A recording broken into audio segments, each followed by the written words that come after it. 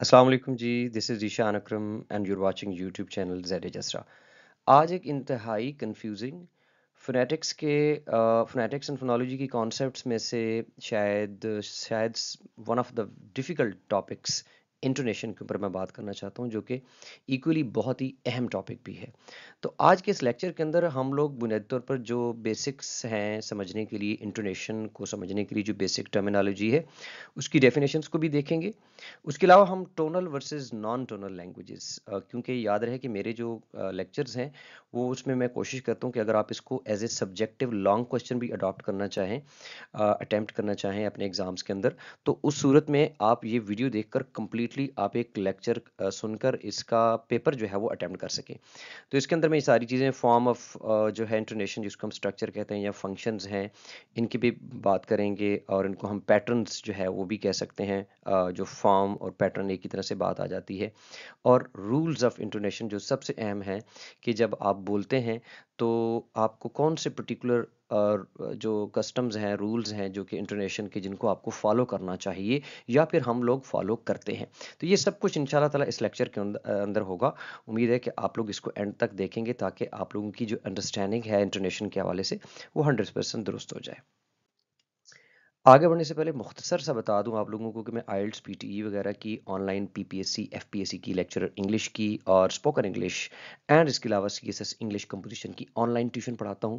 आप में से कोई भी अगर इस हवाले से मुझसे कांटेक्ट करना चाहे तो वो मेरे नंबर पे रब्ता कर सकता है। So coming towards intonation. Intonation को समझने के लिए हम एक डेमॉन्स्ट्रेशन करेंगे। आप मेरे साथ मिलकर जो है इसको पढ़ेंगे। याद रहे कि जो लिंग्विस्टिक्स में ख़ासतौर पर फोनेटिक्स एंड फोनोलॉजी है, ये एक ऐसा प्रैक्टिकल सब्जेक्ट है कि जब तक आप इसको खुद से रिपीट नहीं करते, खुद से इसको पढ़ते, सुनते और प्रैक्टिस नहीं करते, तो तब तक इसका 100% कॉन्सेप्ट नहीं आ सकता। और इंटोनेशन तो ऐसी चीज़ है कि जब तक आप इसको खुद से बोलकर और मेरे साथ जुड़कर आप बैठेंगे नहीं, तब तक आपको 100% इसकी समझ नहीं आने लगी। हमारे पास सेंटेंस है, लेक्चर्स बिगिन टुमारो। तो अब हम इंटोनेशन के हवाले से, अगर अभी तक मैंने आपको इंटोनेशन बताई नहीं कि इंटोनेशन होती क्या है, बट एक वार्म अप एक्टिविटी के तौर पर मैं दे रहा हूँ, ताकि आप लोगों को 100% इस लेक्चर को समझ सकें। हम क्या करेंगे कि हम इसके अंदर इस लेक्चर्स बिगिन टुमारो को डिफरेंट इंटोनेशंस के साथ, डिफरेंट राइज एंड फॉल के साथ पढ़ने की कोशिश करेंगे और समझने की कोशिश करेंगे कि आखिर ये इतनी अहम है क्यों, इंटोनेशन। तो जैसा कि ये लिखा हुआ है, लेक्चर्स बिगिन टुमारो, अगर आप इसको ऐसे ही पढ़ते हैं तो ये फिर एक सिंपल स्टेटमेंट कहलाएगी। तो हम इसको पढ़ेंगे, lectures begin tomorrow. Very simple, इसमें हमने कोई राइज एंड फॉल खासतौर पर नहीं दिया, और जैसा लिखा हुआ है हमने वैसा ही इसको कहा है। तो ये हमारी एक स्टेटमेंट होगी। लेकिन जब हम इसको इस तरह पढ़ेंगे कि जिसके अंदर हम लोग सॉर्ट ऑफ क्वेश्चन कर रहे हूँ, हालांकि हमने कोई क्वेश्चन, इसके आप देख रहे हैं कि इसमें कोई क्वेश्चन मार्क मौजूद नहीं है, लेकिन इसके बावजूद अगर हम इसको यूं पढ़ें कि लेक्चर्स बिगिन टुमारो, ठीक है, तो ये क्या बन जाता है, ये एक क्वेश्चन बन जाता है। मैंने आपको ये दूसरा जो सिलेबल है, जिसको आगे जाकर हम इसको समझाऊंगा, जिसको हम टॉनिक सिलेबल भी कहते हैं, और जो वर्ड जिसके ऊपर हमारा जो फॉल आता है, यानी इंटोनेशन जो है सबसे ज़्यादा प्रोमिनेंट होती है, उसको हम टॉनिक वर्ड भी कहते हैं। तो ये हमारा इस तरीके से बोलेंगे सेम सेंटेंस को, तो हमारा डिफरेंट मीनिंग मिलेगा। लेकिन इसी सेंटेंस को अगर हम लोग कुछ यूं करके बोलेंगे, लेक्चर्स बिगिन टुमारो, ऐसे करके, या लोग अपने अंदाज से जैसे भी बोल सकते हैं, तो ये हम डाउट के सेंस में बोलते हैं, यानी वी आर नॉट 100% श्योर। अगर हम इसको यूं करके कंपेयर करें कि लेक्चर्स बिगिन टुमारो, तब इसके अंदर हम लोग श्योर हैं कि लेक्चर टुमारो कल जो है शुरू होना है। इसी तरह अगर हम इसको कोई बंदे जो बहुत ही थोड़े स्टूडेंट होते हैं, जो बहुत ही एक्साइटेड होते हैं, और वो लेक्चर जो है वो शुरू होने पर एक्साइटेड है, तो इसको वो यूं पढ़ेंगे कि लेक्चर्स बिगिन टुमारो। तो ऐसे करके पढ़ेंगे, ये लेक्चर्स बिगिन टुमारो, ऐसे करके पढ़ेंगे, जो भी डिफरेंट इंटोनेशन के साथ पढ़ेंगे। तो अब आप लोगों ने देखा कि मैंने एक ही सेंटेंस, उसके कोई चेंजेस नहीं की, उसके स्ट्रक्चर में, उसके स्पेलिंग्स में, उसकी पंक्चुएशन में, सिवाय इसके कि मैंने उसको डिफरेंट टोन से कहा है, डिफरेंट इंटोनेशन से कहा है, और उसके मीनिंग बदल गए, उसकी आप यूं कह लें कि उसका जो अंदाज बदला, तो उससे उसका जो मकसद है, उसका जो पर्पस है उसके बोलने का, वो भी बदल गया। तो यही कुछ इंटोनेशन है जिसको हम बाकायदा तौर पे स्टडी करेंगे कि व्हाट एग्जैक्टली इट इज़, इसके रूल्स क्या हैं, इसका स्ट्रक्चर क्या है, इसके फंक्शंस क्या हैं, ताकि आपका जो क्वेश्चन है वो बहुत अच्छे से प्रिपेयर हो सके। तो टॉपिक को समझने के लिए बहुत ज़रूरी है कि हम उसकी जो बेसिक्स हैं उसको समझ सकें, क्योंकि इंटोनेशन के अंदर आपको जो है कई टर्म्स आपको मिलेंगी जो शायद आपको मालूम हो बट मेजॉरिटी स्टूडेंट्स को नहीं पता होता। तो हम उस टॉपिक के अंदर जो बेसिक्स हैं, जो टर्मिनोलॉजीज़ हैं, उसको अंडरस्टैंड करने की कोशिश करते हैं। सबसे पहले है पिच। क्योंकि पिच का जो है रोल है इंटोनेशन के अंदर। तो पिच क्या होती है? Pitch is basically the highness and the lowness of a speaker's voice. एक इंसान जब बात कर रहा होता है तो उसकी आवाज़ की जो हाईनेस है या फिर उसकी लोनेस है, इसके अंदर जो है आप उसको वो पिच कहलाती है बुनियादी तौर पर। तो ये कैसे होती है? ये हाईनेस और लोनेस जो है किस चीज़ पर डिपेंड करती है? बुनियादी तौर पर ये डिपेंड करती है frequency of the sound waves. जो हमारी साउंड वेव्स होती हैं उसकी फ्रीक्वेंसी के ऊपर होती है। ये बहुत सारी साइंटिफिक टर्म्स हैं। आई होप अगर किसी को प्रॉब्लम है भी सही तो वो उसको सेपरेटली गूगल कर सकता है, क्योंकि एक एक टर्म के ऊपर हम बहुत ज़्यादा टाइम नहीं लगा सकते। तो मैं समझाने की कोशिश कर रहा था कि पिच जो है वो किससे डिटरमिन होती है, कैसे हमें पता चलता है कि ये पिच हाई या लो है। वो बताता है हमें जो हमारे वोकल कॉर्ड्स होते हैं। वोकल कॉर्ड्स के अंदर जो साउंड की फ्रीक्वेंसी होती है, साउंड वेव्स होती हैं, उससे हमें पता चलता है। ठीक है। अच्छा, अब होता क्या है कि ये जो साउंड वेव्स की फ्रीक्वेंसी है या वोकल कॉर्ड्स की वाइब्रेशन आप कह लें, ये इफेक्ट होती है एज के जरिए भी, जेंडर के जरिए भी और रीजनल डायलेक्ट में भी। यानी एज के सेंस में जो खासतौर पर जो बच्चे होते हैं उनके अंदर जो उनकी जो पिच होती है वो बहुत हाई होती है। उनकी जो आप अगर आप सुनेंगे कि जैसे वो फॉर एग्जांपल कभी रोते हैं या कोई चीखते हैं, फॉर एग्जांपल खास तौर पर अगर व्हेन दे क्राई इनफैक्ट, जब वो स्क्रीम करते हैं, तो बहुत सारे लोग जो हैं हम कान जो हैं उनके ऊपर उंगलियां रख देते हैं कि यार कितनी ज़ोरदार आवाज़ थी। ये उनकी पिच होती है, जो हाईनेस होती है ना पिच की। और हम अगर उस तरह की आवाज़ जो मतलब अडल्ट होते हैं, अगर हम उस तरह की पिच के ऊपर बात करना चाहें तो बहुत मुश्किल होती है हमारे लिए। जो सिंगर्स होते हैं वो अमूमन उनको पिच जो है वो बहुत मैं समझता हूँ कि इम्पॉर्टेंट होती है। हमारे एक पाकिस्तानी सिंगर थे जो अब सिंगिंग नहीं करते, नजम शिराज। अगर आप लोगों को उनकी जो पोएम है वही खुदा है, अगर आप उसको सुने तो आपको लगेगा कि वो कितनी, उसके बाकी जो सॉन्ग्स भी थे उसके अंदर उसकी जो पिच है वो बहुत हाई जाती है। तो जो सिंगर्स हैं जिनकी पिच बहुत हाई और लो कर लेते हैं, यानी कि उनको ये फन आता है, तो वो बहुत ही अच्छे सिंगर होते हैं। तो जेंडर जो होता है इसके अंदर, जो विमेन होती हैं, ख़वातीन, उनकी जो पिच होती है साउंड वेव्स जो वो हाई होती हैं और रिलेटिवली जो मेल होता है उसकी कम होती हैं। तो बहरहाल ये पिच को भी थोड़ा सा मैंने कहा आपको समझा दूं। इसके बाद इंटोनेशन ऑफ कोर्स हमारा टॉपिक है। तो बुनियादी तौर पर जो राइज एंड फॉल है in the volume of the pitch, यानी पिच कभी हाई हो गई कभी लो हो गई, ये जो वॉल्यूम ऑफ द पिच के अंदर राइज एंड फॉल है ना, हम इसी को तो इंटोनेशन कहते हैं। यही इंटोनेशन होती है और इसी वजह से मैंने आपको पिच को थोड़ा सा पहले समझा दिया। इसके बाद अगर हम थोड़ा सा इसकी वजाहत करें तो टोनल लैंग्वेजेस का तस्करा आ रहा है। मैं इससे आगे बढ़ के आपको टोन लैंग्वेजेस के बारे में बताऊंगा कि टोन लैंग्वेजेस कौन सी होती हैं और नॉन टोन लैंग्वेजेस कौन सी होती हैं, क्योंकि मेरा टारगेट होता है कि मेरी वीडियो देखकर आपका जो टॉपिक है, 20 नंबर का सवाल है, जो लॉन्ग क्वेश्चन है, वो भी तैयार हो जाए। अच्छा, तो टोन लैंग्वेजेस जो होते हैं उनके अंदर जो difference in the pitch pattern है ऑन अ सिलेबल, ये लेक्सिकल मीनिंग को भी चेंज कर देता है। यानी कि हमारी जो इंग्लिश है ना, ये टोन लैंग्वेज नहीं है बाय द वे। ठीक है, ये आगे जाकर मैं मजीद एक्सप्लेन करूंगा। तो टोन लैंग्वेजेस ऐसी होती हैं कि जिनके एक वर्ड में अगर पिच ऊपर नीचे हो, ठीक है, उसका डिफरेंस आ जाए, कि एक ही वर्ड को एक पिच से अगर बोला जाए तो उसका और मीनिंग होगा और दूसरी पिच से बोला जाए तो दूसरा मीनिंग होगा।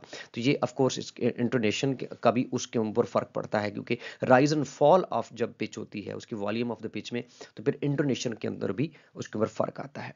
जो इंटोनेशन है, बुनियादी तौर पर आप इसको बड़े अच्छे तरीके से कह सकते हैं कि it's a layer of meaning beyond words. बड़ी कमाल की बात है ये। कैसे? कि देखो, एक वर्ड है जैसे कि हमने अभी पढ़ा कि tomorrow the lectures are going to start tomorrow, इस तरह का कोई सेंटेंस था, मुझे भी एग्जैक्टली भूल गया। तो अब एक तो लेयर क्या है कि आपके सामने जो वर्ड्स नजर आ रहे हैं, जैसे ये सारे आपको वर्ड्स नजर आ रहे हैं, तो ये एक मीनिंग की लेयर है कि हम उसको, कि लेक्चर जो है वो कल शुरू होंगे। ठीक है, तो एक तो लेयर है मीनिंग की ये, कि हम वर्ड्स की ट्रांसलेशन कर लेते हैं।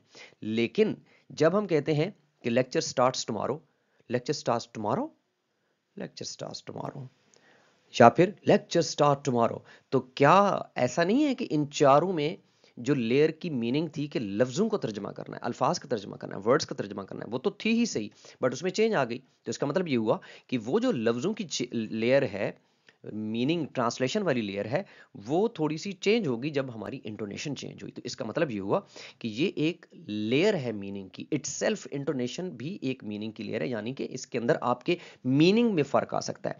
जैसा कि टोन लैंग्वेजेस में पिच के डिफरेंस से फर्क आ जाता है, तो आपकी जो नॉन टोनल जैसे कि इंग्लिश है, इसकी इंटोनेशन के चेंज होने से फर्क आ जाता है मीनिंग के अंदर। फाइन। और इसी वजह से जो लोग होते हैं वो अपनी कम्युनिकेशन जो है वो rise and fall of the voice के जरिए अपनी अल्फाज जो है अगले बंदे तक पहुंचाते हैं। ठीक हो गया। अच्छा, स्ट्रेस की बात अगर हम करें तो इंटोनेशन जो है वो भी सिस्टम ऑफ कंट्रास्ट्स पे बिल्ड करती है।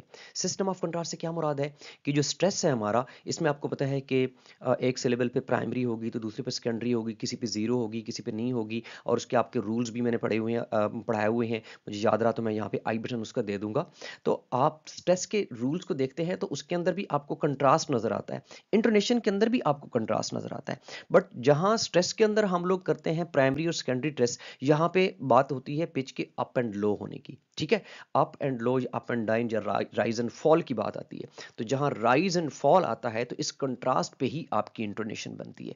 वर्ड के अंदर जो 2 सिलेबिक या 3 सिलेबिक वर्ड्स होते हैं, उनमें स्ट्रेस जो है वो तभी आपको सुनाई देती है, तभी वो प्रोमिनेंट होती है, क्योंकि एक पे स्ट्रेस, एक सिलेबल पे स्ट्रेस होती है तो दूसरे पर नहीं होती, एक पर प्राइमरी होती है तो दूसरे पर सेकेंडरी होती है। ये कंट्रास्ट जब आता है तो तभी आपको स्ट्रेस की समझ आती है, तभी आपको पता चलता है कि स्ट्रेस हुई है। ठीक है, इसी तरह इंटोनेशन भी राइज एंड फॉल के जरिए पता चलता है। अगर राइज एंड फॉल ना हो, एक फ्लैट हो, फ्लैट, इसके ऊपर भी हम बात करेंगे कि कौन कौन से पैटर्न्स या क्या स्ट्रक्चर क्या है इंटोनेशन के, इसके ऊपर भी हम बात करने लगे हैं अभी।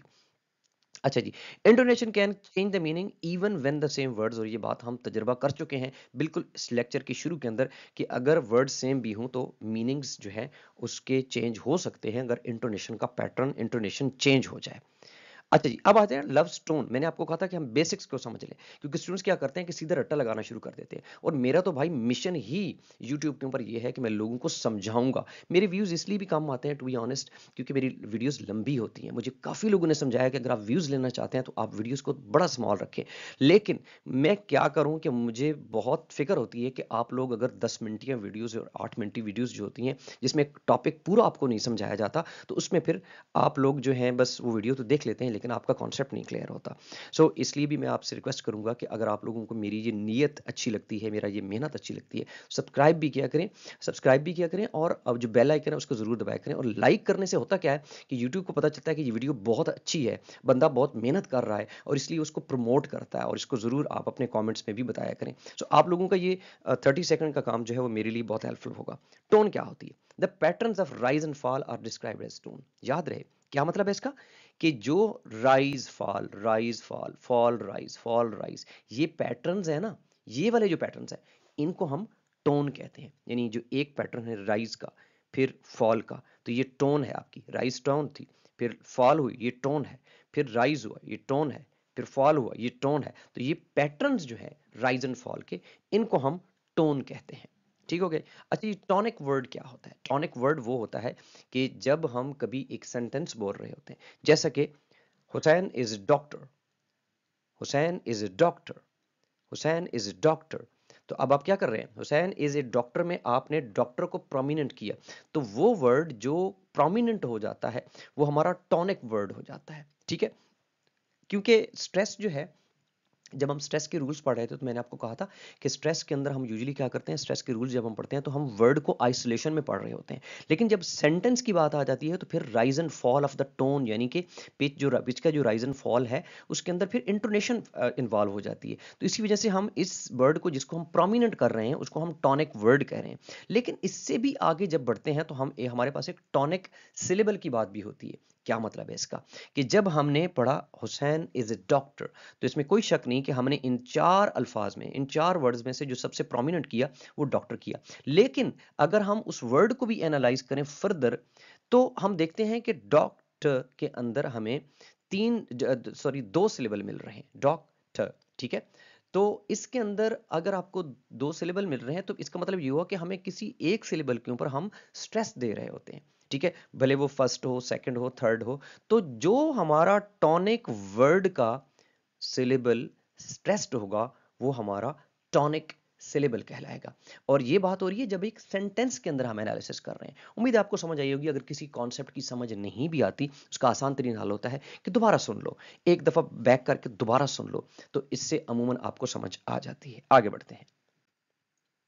ये था tonal languages versus non tonal languages पर हम जल्दी से बात करेंगे, हम इस पे ज़्यादा वक्त नहीं ज़ाया करेंगे। टोनल लैंग्वेजेस वो होती हैं जैसे कि चाइनीज़ है, कि जिसके अंदर चलिए पहले हम ये डिस्कस कर लेते हैं कि चाइनीज़ और इंग्लिश दो ऐसी लैंग्वेजेस हैं कि जो आप कह सकते हैं कि जब हम टोनल की बात करते हैं और नॉन टोनल का टॉपिक करते हैं, तो आपको इन दो की अगर एग्जाम्पल समझ आ जाए तो आपको इन दोनों टोनल और नॉन टोनल लैंग्वेजेस का बड़ी अच्छी तरीके से फ़र्क मालूम हो सकता है। चाइनीज़ टोनल लैंग्वेजेस को रिप्रेजेंट कर रही है और इंग्लिश जो है वो नॉन टोनल लैंग्वेजेस के अंदर जो है रिप्रेजेंट कर रही है। जो टोनल लैंग्वेजेस होती हैं उसके अंदर क्या होता है कि पिच का बहुत ही ज्यादा रोल होता है, और जो वर्ड्स होते हैं, एक ही वर्ड उसकी पिच जो है वो अगर आप ऊंच नीच कर दें उसके ऊपर तो उसके मीनिंग बदल जाते हैं। और देख रहे हैं कि हमारे जो इंग्लिश है उसके अंदर स्ट्रेस होती है। स्ट्रेस के ऊंच नीच से, यानी स्ट्रेस का फर्स्ट सिलेबल स्ट्रेस हो गया या सेकंड सिलेबल स्ट्रेस हो गया तो मीनिंग के अंदर चेंज आ सकती है। बट यहाँ पे जो पिच है, पिच के अंदर आपको मैंने बताया था कि हाईनेस ऑफ द साउंड आपकी वॉइस है या लोनेस ऑफ द साउंड, यहाँ पे स्ट्रेस की बात नहीं हो रही।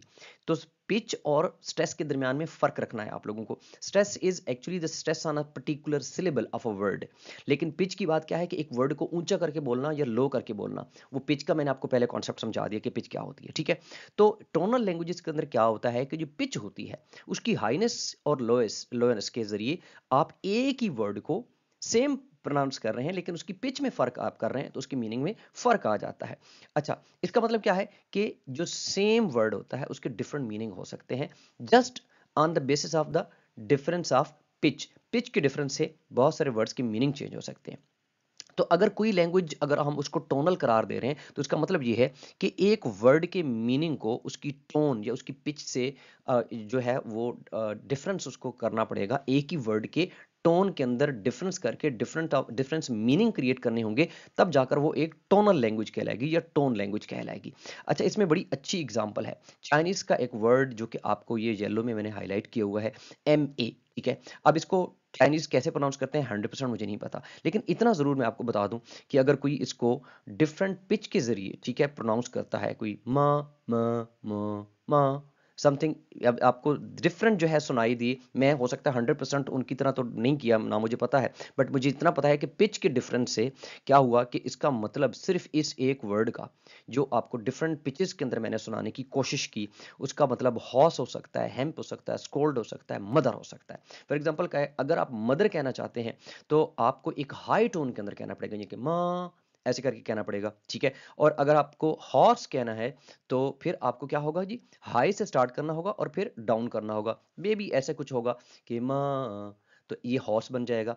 हालांकि एक ही वर्ड आपको सुनाई दे रहा है। तो आपको समझ आ गई होगी कि टोनल लैंग्वेजेस के अंदर टोन जो है, ये पिच का राइज एंड फॉल जो है वो किस तरीके से वर्ड्स के मीनिंग को चेंज कर सकता है। लेकिन अगर हम इंग्लिश की बात करें तो pitch of a syllable doesn't change meaning. याद रहे कि पिच के चेंज से कोई मीनिंग चेंज नहीं होता, ठीक है। सिर्फ और सिर्फ क्या है कि हम pitch is significant only in a part as a part of intonation pattern.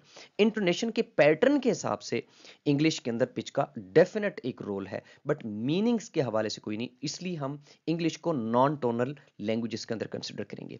तो जब हम कैट बोलते हैं तो नॉन टोनल की एग्जांपल भी आपको दे दूं। अगर हम कैट कहते हैं तो भले हम इसको कह दें कैट, भले हम इसको कह दें कैट, भले हम इसको कह दें कैट, ऐसे करके कुछ भी कह दें, किसी तरीके से भी चेंज कर दें, पिच को चेंज कर दें, वॉट, लेकिन इस कैट का मतलब वही रहेगा जो कि एक एनिमल है, जिसको उर्दू में हम बिल्ली कहते हैं। बंगाली में क्या कहते हैं, हिंदी में क्या कहते हैं, प्लीज आप लोग कमेंट करके मुझे जरूर बताइएगा। मेरा ख्याल है कि शायद सेम जो है मतलब इसका होगा। एनी हाउ, आगे बढ़ते हैं। फॉर्म ऑफ इंटोनेशन, या जिसको हम स्ट्रक्चर ऑफ इंटोनेशन भी कह सकते हैं, या जिसको हम इंटोनेशन पैटर्न्स भी कह सकते हैं। तो जनाब सबसे पहले हमारे पास है राइजिंग। राइजिंग के अंदर आप अगर एक ही वर्ड को हम कोशिश करेंगे उसको प्रोनाउंस करने की, जो है कि राइजिंग के अंदर आपकी जो टोन होती है वो हाई हो जाती है, जैसा कि आपको ये एरो के निशान से भी जो कि इंटोनेशन के हाई होने का, ये राइज होने का इशारा कर रहा है। जैसे हम कहते हैं वेयर, ठीक है, वेयर, समथिंग लाइक दैट, ठीक है। और अगर हम फॉलिंग की बात करें, वेयर, तो ये फॉल हो रही है, ठीक है। और अगर हम राइजिंग फॉलिंग की बात करें तो वेयर, ठीक है, तो यहाँ पे हाई हुई और लो हुई, अगरचे कि ये एक वर्ड के ऊपर शायद मुझे डिमॉन्स्ट्रेट करना बहुत अच्छी तरीके से ना आ रहा हो, क्योंकि ज़्यादातर हम लोग जब राइजिंग फॉलिंग या राइजिंग फॉलिंग की बात करते हैं तो फिर हम लोग इसके अंदर एक सेंटेंस को भी देख सकते हैं कि एक सेंटेंस शुरू में राइज हुआ और फिर फॉल हुआ, तो वो ज़रा आसान हो जाता है। वो भी आपको एग्जाम्पल्स के जरिए मैं पेश करूंगा डिफरेंट आगे जाकर। अच्छा जी, इसके बाद फॉलिंग होती है और राइजिंग होती है। वेयर समथिंग लाइक दिस, कुछ इस तरह का कि जिसके अंदर आपकी फॉलिंग से स्टार्ट हुई और आगे जाकर राइजिंग होगी। तो इंग्लिश की जो हमारी इंग्लिश लैंग्वेज है उसके अंदर हमें जो सबसे जो आम पैटर्न या इंटोनेशन की जो स्ट्रक्चर मिलता है या जो फॉर्म ऑफ इंटोनेशन मिलती है वो आपको इन शक्लों में मिलती है। एक सिर्फ राइजिंग में, एक सिर्फ फॉलिंग में, एक राइजिंग और फिर फॉलिंग, और एक फॉलिंग और राइजिंग में। अगरचे कि इंग्लिश के अंदर आपको फ्लैट, हाई और लो, इसको हम डिस्कस इसलिए नहीं कर रहे क्योंकि ये इंग्लिश के अंदर बहुत ही रेयर जो है पाया जाता है। तो हमारी इंग्लिश लैंग्वेज के अंदर आपको ज्यादातर जो स्ट्रक्चर या पैटर्न आपको मिलेगा वो इनके अंदर मिलेगा। आगे बढ़ने से मुख्तसरन आप लोगों को बता दूं कि मैंने एक वेबसाइट बना दी है। बहुत सारे लोग नोट्स के वाले से बात करते थे, तो आप लोगों के सामने ये वेबसाइट का लिंक है, बाय द वे आप इसको देख सकते हैं। आज जब बात कर रहा हूं तो अभी तक ये अंडर कंस्ट्रक्शन है, इस पर बहुत सारा काम जारी है अल्हम्दुलिल्लाह। और कम से कम मेरे साथ 2 लोग जो हैं मैंने उनको रिक्वेस्ट की, आप कह सकते हैं कि मैंने उनसे रिक्वेस्ट की और वो मेरे साथ काम कर रहे हैं।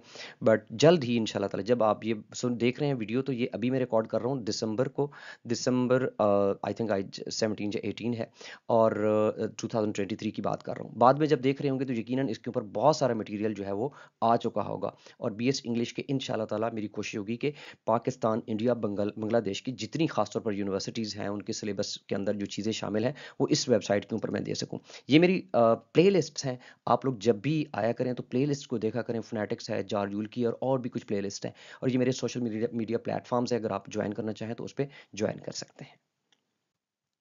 अब आते हैं जरा फंक्शंस ऑफ इंटोनेशन, यानी कि meanings of intonation. By the way इसलिए इनको इकट्ठा लिखा है कि फंक्शन ऑफ जो इंटोनेशन होता है उसी के अंदर हम मीनिंग क्रिएशन करते हैं। कैसे करते हैं हम इसको देखते हैं।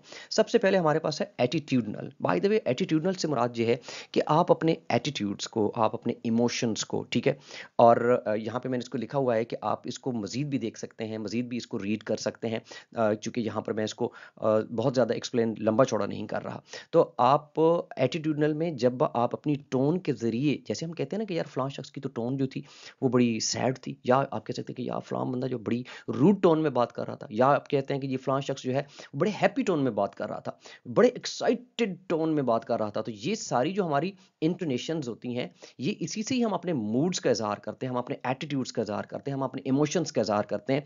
तो उसके अंदर क्या होता है कि हम लोग अपने, जैसा कि हमने शुरू में कहा कि एक ही सेंटेंस अगर एक डिफरेंट मूड और डिफरेंट एटीट्यूड और डिफरेंट इमोशन के साथ कहा जाएगा तो उसके मीनिंग्स में भी बदलाव आएगा। ऑफ कोर्स उसका डिपेंड कॉन्टेक्स्ट पे भी करता है, कहाँ पे कौन किससे किस हवाले से बात कर रहा है, किस टाइम पे बात कर रहा है, ये सारी चीजें आती हैं। बट उसके अंदर इंटोनेशन का भी एक बहुत बड़ा रोल होता है जिससे आप उस वर्ड के मीनिंग को, एक्चुअल मीनिंग को पहचान सकते होते हैं।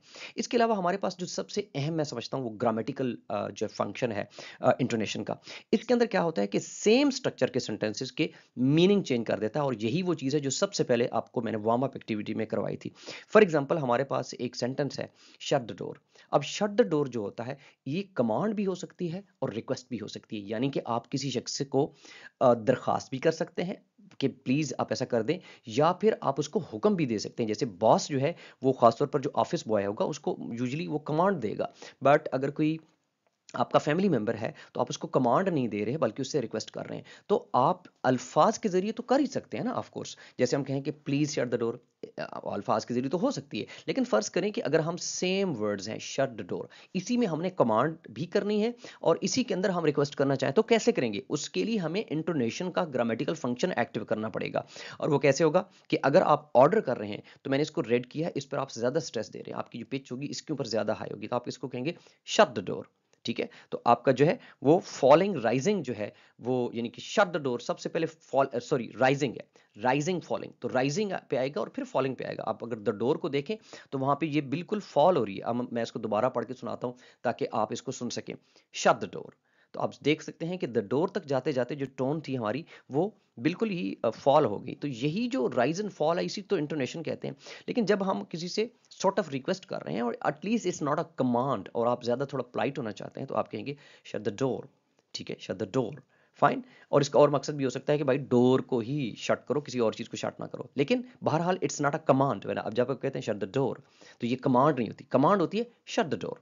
ठीक है। अच्छा, इसके अलावा क्या है कि it divides long sentences into small grammatical meaningful units. बड़ा अहम इसकी जिम्मेदारी है, बहुत अहम इसका टास्क है कि ये लॉन्ग सेंटेंसेज जो होते हैं उनको स्मॉल ग्रामेटिकल सेंटेंसेज में जो है चेंज करता है। यानी कि जो बोल रहा होता है ना इंसान, जब आप बोल रहे होते हैं, व्हेन यू आर स्पीकिंग, तो उससे क्या होगा कि आप साफ ये तो नहीं कह सकते कि जनाब he will pass comma if he works hard, या आप ये तो नहीं कह सकते कि ही विल पास, अब मैं पास ले रहा हूं और इफ ही वर्क्स हार्ड, ऐसे तो नहीं बोलते ना। आप तो सिंपल बोलते हैं if he will pass if he works hard. ठीक है। तो आपका जो बोलने का अंदाज है उसमें जो इंटोनेशन होगी वो आपकी हेल्प करेगी कि आप एक लॉन्गर सेंटेंस को थोड़ा सा ब्रेक कर लें।